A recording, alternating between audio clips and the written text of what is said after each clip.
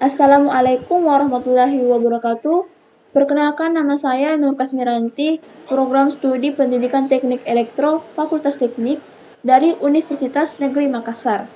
Video ini saya buat untuk menyelesaikan tugas saya yang bermata kuliah instrumentasi listrik. Tugas saya yaitu membuat video untuk menjelaskan penggunaan alat ukur multimeter. Nah, sebelum menjelaskan penggunaan alat ukur multimeter, saya akan menjelaskan dulu apa itu multimeter. Multimeter adalah suatu alat ukur yang digunakan untuk mengukur 3 jenis besaran listrik, yaitu arus listrik, tegangan listrik, dan hambatan listrik.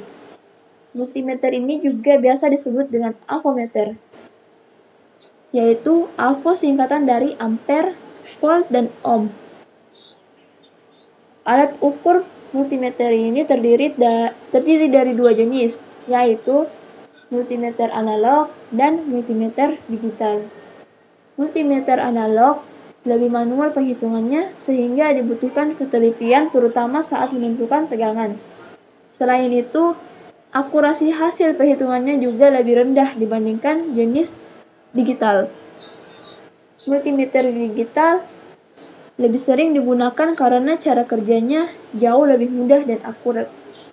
Hasil alat ukur dapat dengan mudah dibaca pada layar digital yang tertera. Selanjutnya, bagian-bagian atau komponen multimeter. Di sini terdapat gambar dari multimeter. Yang pertama itu bagiannya kotak meter. Kotak meter ini berfungsi sebagai tempat komponen-komponen multimeter. Kotak meter ini umumnya terbuat dari bahan plastik. Pada beberapa model multimeter, kotak meter ini ada yang terbungkus dengan bahan karet untuk mencegah slip dan licin saat digunakan. Yang kedua, skala, yang berfungsi sebagai skala nilai pembacaan meter. Pada papan skala terdapat nilai-nilai pembacaan untuk masing-masing skala nilai pengukuran, seperti misalnya untuk nilai pengukuran tahanan, nilai pengukuran tegangan AC, nilai pengukuran tegangan DC, atau nilai untuk pengukuran arus listrik. Yang ketiga, jarum penunjuk meter. Jarum penunjuk meter ini berfungsi sebagai penunjuk besaran nilai yang diukur. Pada multimeter analog, kerap ditambahkan sebuah cermin pada papan skala agar pembacaan pada jarum penunjuk meter ini menjadi lebih akurat. Yang keempat, zero adjusting screw. Zero adjusting screw atau sekrup pengatur kedudukan jarum penunjuk adalah komponen multimeter analog yang berfungsi untuk mengatur posisi jarum penunjuk dengan cara memutar sekrupnya ke kanan atau ke kiri dengan menggunakan obeng kecil. Tujuannya adalah agar didapat posisi yang tepat antara nilai 0 pada skala dengan posisi jarum. Yang kelima, zero ohm adjusting knob. Zero ohm adjusting knob adalah tombol pengatur kedudukan dan posisi jarum penunjuk pada posisi 0 untuk pengukuran ohm. Tombol pemutar ini digunakan saat melakukan pengukuran nilai ohm pada resistansi tahanan, yaitu dengan cara menghubungkan kedua test lead positif yang berwarna merah yang dihubungkan ke test lead negatif yang berwarna hitam, dan memutar tombol pengatur ke kanan atau ke kiri agar posisi jarum tepat berada di posisi 0. Yang keenam, lubang kutub positif. Lubang kutub positif ini adalah tempat untuk memasang test lead positif, yaitu kabel probe yang berwarna merah.